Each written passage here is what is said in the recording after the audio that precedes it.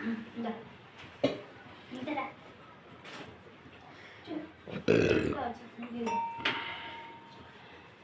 மக்களே, மக்கள் அனைவருக்கும் காலை வணக்கம். நாங்கள் ஒரு சிறிய விவசாயி, திண்டுக்கல் மாவட்டம் சிறுமலை கிராமத்தில் வசிக்கிறோம். இன்றைக்கி திண்டுக்கல்லில் இருக்கோம். இங்கே பாருங்க, சின்ன குழந்தைகளுக்கு சளி பிடிச்சிருக்கு அப்படின்னா ஒரு சின்ன மருத்துவ குறிப்பு எப்படின்னு கேட்டிங்கன்னா, இந்த மாதிரி ஒரு டம்ளர் தண்ணி ஊற்றிக்கிறணும்.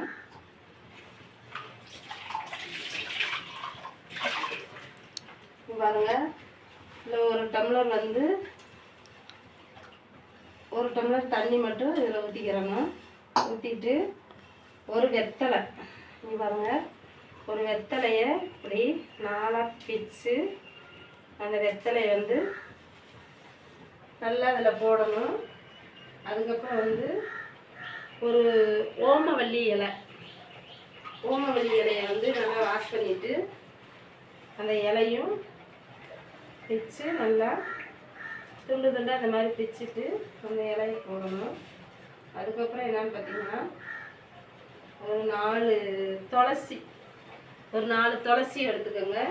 நார்மலான துளசி எடுத்து அந்த 4 துளசியுமே அதில் பிச்சு போட்டுருங்க. அதுக்கப்புறம் என்னென்னா, தைவாழைன்னு சொல்லுவாங்க பார்த்தீங்களா, அந்த இலை இந்த மாதிரி இருக்கும். தைவாழைனா சின்ன சின்ன பூ பூத்துருக்கும், அந்த இலை இந்த மாதிரி இருக்கும். அதில் ஒரு 4 இலை எடுத்து இந்த மாதிரி போட்டுக்கோங்க. அடுத்து வேப்பம் கொழுந்து, இது பாருங்க, வேப்பம் கொழுந்து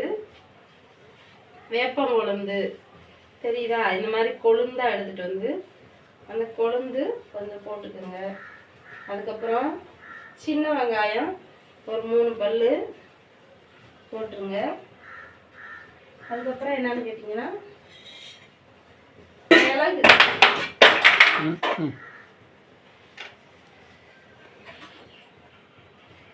மிளகு ஒரு 5 மிளகு போட்டிருக்கேன். போட்டு இது 3ஐயும் நல்லா சின்ன ஒரு இதில் வச்சு நல்லா நச்சுட்டு அதை எடுத்து அந்த மிளகு அந்த சின்ன வெங்காயம் எல்லாத்தையும் நல்லா வேக விடணும். பார்த்தீங்களா?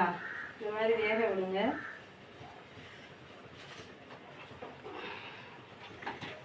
இந்த மாதிரி நல்லா வெந்துடும். நல்லா வெந்த பின்னாடி நல்லா வேக விடணும். வேக விட்டதுக்கப்புறம் இந்த மாதிரி ஒரு 1/4 ஸ்பூனு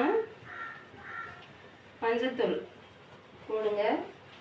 அந்த மஞ்சத்தூள் 1/4 ஸ்பூன் மஞ்சத்தூள் என்னன்னு கேட்டால் ஆர்சிஎம் மஞ்சத்தூள் போட்டிருக்கேன். இங்கே பாருங்கள், இந்த மஞ்சத்தூள் போட்டிருக்கேன். இது நம்ம உடம்புக்குள்ளே போகும்போது அந்த தொக்கு மீன் அப்படிங்கிற சத்துக்கள் இருக்கிறதுனால நம்ம குழந்தைகளுக்கு இந்த சளியெல்லாம் வெளியேற்றிடும், ரொம்ப நல்லாயிருக்கும். அதனால் இந்த மாதிரி நல்லா வேக விட்ட பின்னாடி இங்கே பாருங்கள், நல்லா வேகுது. இங்கே பாருங்கள், இந்த மாதிரி நல்லா வெந்து வரணும். நல்லா வெந்து சாறு இறங்கணும். இந்த மாதிரி வெந்து நல்லா ஒரு 1/4 டம்ளர் வேக விட்டு 1 டம்ளர் தண்ணி 1/2 டம்ளருக்கு சுண்டுற அளவுக்கு வேகணும். வெந்த பின்னாடி நீங்கள் அதுக்கப்புறம் இந்த பாருங்கள், நாட்டு சர்க்கரை, இந்த மாதிரி நாட்டு சர்க்கரை என்ன பண்ணணும், இந்த பாருங்கள், குழந்தைகள்லாம் குடிக்க மாட்டாங்கல்ல, அதனால் இந்த மாதிரி நாட்டு சர்க்கரை கொஞ்சம் போட்டுக்கோங்க. நாட்டு சர்க்கரை இந்த மாதிரி 1/2 ஸ்பூன் போட்டுக்கிட்டிங்கன்னா அவங்களுக்கு குடிக்கிறதுக்கு நல்லாயிருக்கும். இது குடித்தாங்கன்னா எப்படி நாள்பட்ட சளியாக இருந்தாலும் நெஞ்சு சளி எல்லாமே நார்மலாக வந்துடும். இந்த மாதிரி சாப்பிட்டுக்கலாம். அது சாப்பிட்றதுனால அவங்களுக்கு பெரியவங்களும் சாப்பிட்லாம், குழந்தைகளும் சாப்பிட்லாம். சாப்பிட்டா கொஞ்சம் நல்லாயிருக்கும். குழந்தைய ஒரு 3 நாள் தொடர்ந்து கொடுக்கணும். தொடர்ந்து 3 நாள் கொடுத்துட்டிங்கன்னா சளி குறைய ஆரம்பிச்சிடும். அதுக்கப்புறம் குழந்தைகளுக்கு நல்லாயிருக்கும். நீங்கள் ஆஸ்பத்திரிக்கு போக வேண்டியது கிடையாது.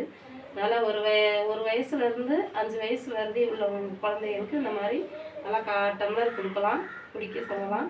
நம்மனா ஒரு 1/2 டம்ளர் எடுத்துக்கலாம், ஒன்றும் பிரச்சனை இல்லை. நம்ம அந்த போட்ட மருந்து எல்லாமே பச்சையாக கூட நம்ம சாப்பிட்லாம். காலையில் பச்சையாக சாப்பிட்டோம்னா நம்மளுக்கு அந்த சளி நாள்பட்டது, நெஞ்சு சளி, நுரையீரல் சளி எல்லாமே சரியாயிடும். இப்போ குழந்தைகளுக்கு மட்டும் 1/4 டம்ளர் போட்டு கொடுத்துக்கலாம். இந்த வீடியோ உங்களுக்கு பிடிச்சிருந்துச்சுன்னா சப்ஸ்கிரைப் பண்ணுங்கள், லைக் பண்ணுங்கள், ஷேர் பண்ணுங்கள். நன்றி, வணக்கம்.